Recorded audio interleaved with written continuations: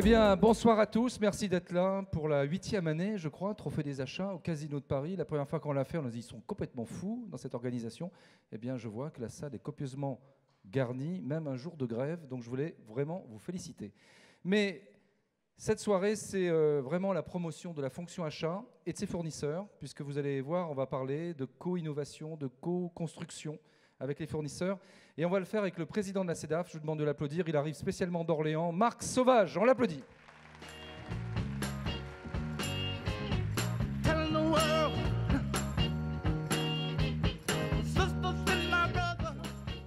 Alors bonsoir Marc. Orléans, c'est un peu la banlieue de Paris, sauf les jours de grève. Merci à tous ceux qui sont venus de province, qui ont bravé les interdictions. Et si vous avez des réclamations, il y a François Morage, qui est le directeur adjoint des achats de la SNCF, qui est prêt. Ouais. Tous les remboursements. Il va se lever, on va l'applaudir. François voilà. Morage, grâce à lui. La SNCF, on est sympa, hein, les copains.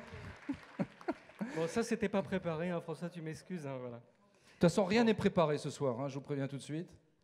Bon, ravi de vous retrouver pour ce grand événement. C'est vraiment l'événement de référence dans le monde des achats. Hein, désormais, on est plus de 1200 dans la salle, je crois.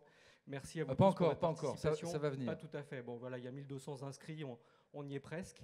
Et on a ce soir un super déroulé parce que vous avez tous apporté des dossiers en quantité, en qualité, qui seront le reflet d'une bonne santé de la fonction achat, si besoin était. Et avec, vous allez voir... Alors, comme vous le savez, ce soir, c'est une compétition. Donc, une compétition avec un jury que j'ai toujours du plaisir à vous présenter.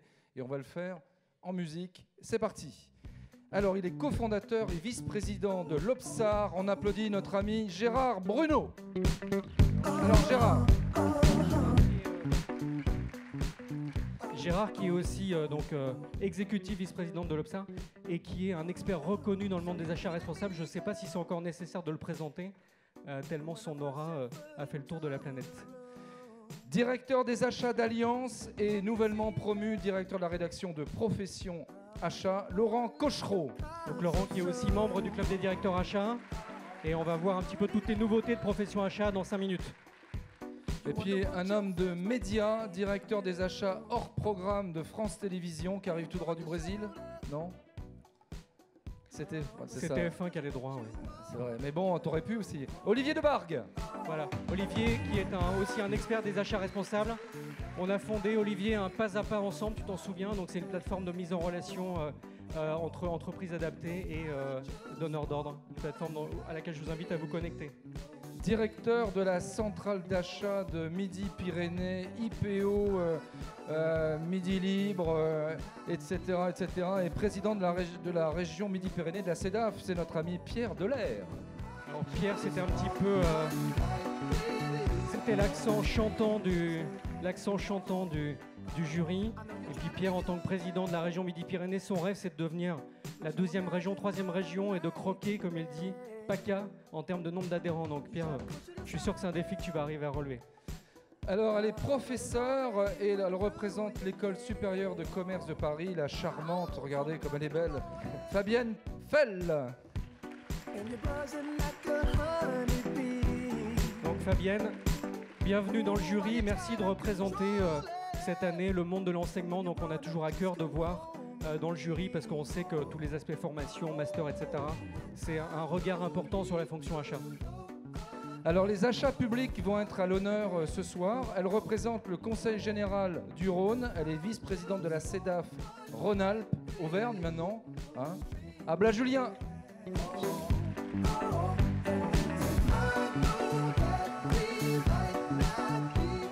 Abla qui anime également le GEB, le groupe d'études et de benchmark achat public dans lequel on est Abla de plus en plus nombreux. Bravo pour ce que tu fais là-dessus.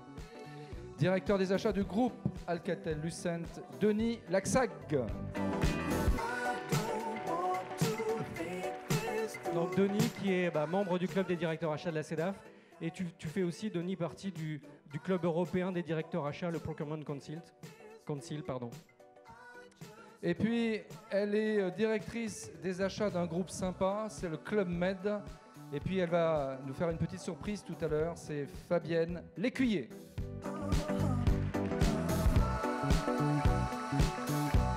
Donc Fabienne, qui fait partie du club des directeurs achats aussi et qui a une autre particularité, je vous conseille de ne pas trop l'embêter à la sortie, elle est ceinture noire de taekwondo. C'est ça, Fabienne, hein?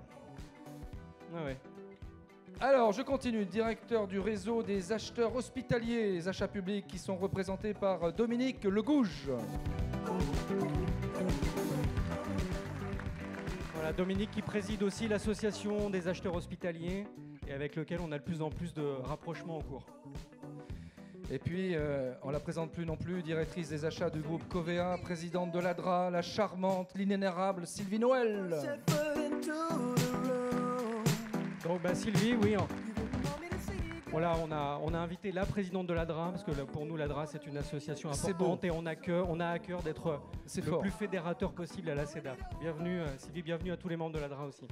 Alors, directeur du développement des achats à La Poste, mais aussi de GPWA, GBTA, c'est ça, tourisme d'affaires, c'est notre ami Ludovic Provost.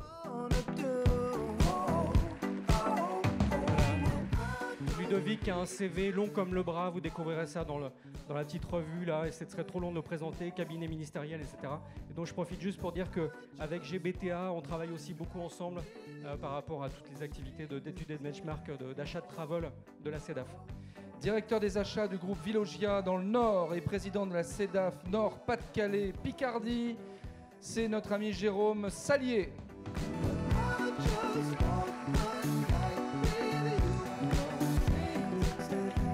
Jérôme qui a repris la région Nord-Pas-de-Calais depuis un an ou deux et qui a fait un travail remarquable, qui compte bientôt une centaine d'adhérents.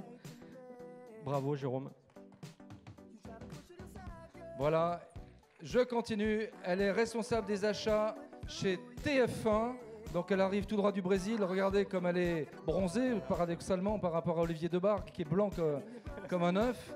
Vous voyez la différence, hein, c'est ça, le foot. C'est Marie-Christine Stacchetti.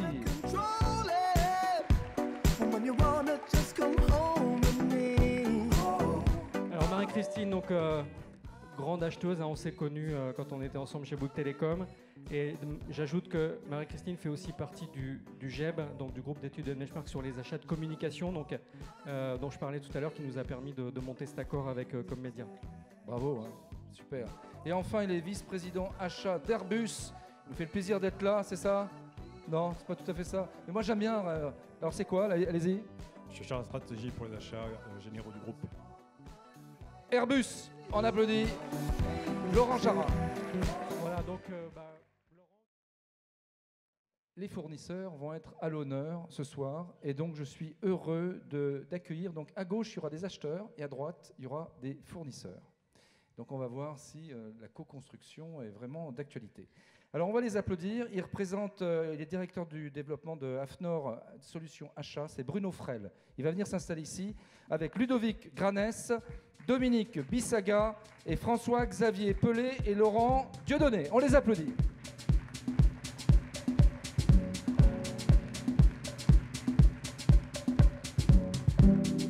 Alors François, on va parler à François tout de suite. Marc Sauvage, relation avec les fournisseurs, j'ai l'impression que c'est à la mode aujourd'hui pour les achats de s'occuper de leurs fournisseurs, de les écouter, de les chouchouter. C'est un phénomène de mode ou c'est vraiment quelque chose de... Ça a toujours été notre travail que de travailler avec les fournisseurs, donc rien de nouveau, si ce n'est qu'on est toujours dans une démarche beaucoup plus collaborative, beaucoup plus dans la création de valeur. L'acheteur cost-killer, vous le savez, il n'existe quasiment plus. Il n'existe plus. Voilà. Vraiment, il n'y a plus d'acheteur cost-killer dans cette salle. L'acheteur qui ne serait que cost-killer n'existe plus. Je ne dis pas qu'il n'y a pas des fois sur certains segments d'achat, on va aller chercher une concurrence un peu exacerbée. Et il ne faut pas se cacher derrière son petit doigt. Un de nos premiers objectifs, ça reste quand même d'aller chercher de la performance. Mais cette performance, on va aller chercher de plus en plus dans une façon différente de travailler avec nos fournisseurs. Monsieur Granès, Ludovic Granès. Donc Ludovic Granès, c'est un ancien acheteur. Directeur des achats de Generali, concurrent d'Alliance. Sur le plan assurantiel, mais pas sur le plan de la profession. Vous connaissez tous les deux? Oui. Alors, tu étais directeur achat, tu as démissionné pour devenir chef d'entreprise. Quelle était la fonction la plus facile à occuper? En tant que chef d'entreprise ou en tant que directeur achat? Tu préférais être directeur achat, directeur salarié? Achat. Oui. Pourquoi? Parce qu'on invitait les fournisseurs à venir nous voir. Aujourd'hui, il faut se laisser inviter par les directeurs achats pour venir en qualité de fournisseur. Ah oui, donc c'est plus difficile. Ouais, c'est clair. C'est ça. Oui. Alors, My Procurement, qu'est-ce que c'est? C'est une plateforme B2B qui met en relation les acheteurs et les fournisseurs et qui établit des liens des liens de manière authentique, avec de la publication de documents bilatéraux et qui fait en sorte que les fournisseurs soient trouvés aux endroits où ils sont dénichables et pour les directions achats, de laisser venir à elles l'innovation et le réglementaire sous toutes ses formes. C'est quoi, c'est un guichet unique? Ça permet de référencer les fournisseurs C'est exactement ça. Oui. Oui. Marc Sauvage, tu connaissais cette solution? Qu'est-ce que tu en penses? Oui, bien sûr. Avec Ludovic, on se connaît depuis longtemps, hein. C'est clair. Moi, ça fait partie des solutions du marché. Alors, je ne vais pas dire que c'est la seule et tout, parce que ça serait pas crédible de ma part, mais c'est une bonne proposition. Donc ça organise la relation entre les donneurs d'ordre et les acheteurs. Oui, ça matérialise de manière sereine. Donc donne-nous des exemples concrets de ce que ça apporte. Par exemple, la lutte contre le travail dissimulé, on en parle souvent. Eh bien, on collecte pour le compte des donneurs d'ordre et on fait en sorte aussi que le fournisseur puisse publier, une fois qu'il est conforme sur la plateforme, qu'il puisse publier ses documents auprès de tous ses clients, même ceux qui ne sont pas clients de la plateforme. Ça fait travailler les entreprises responsables? C'est clair, on a pris 22 personnes qui aujourd'hui relancent téléphoniquement les fournisseurs pour les comptes des donneurs d'ordre.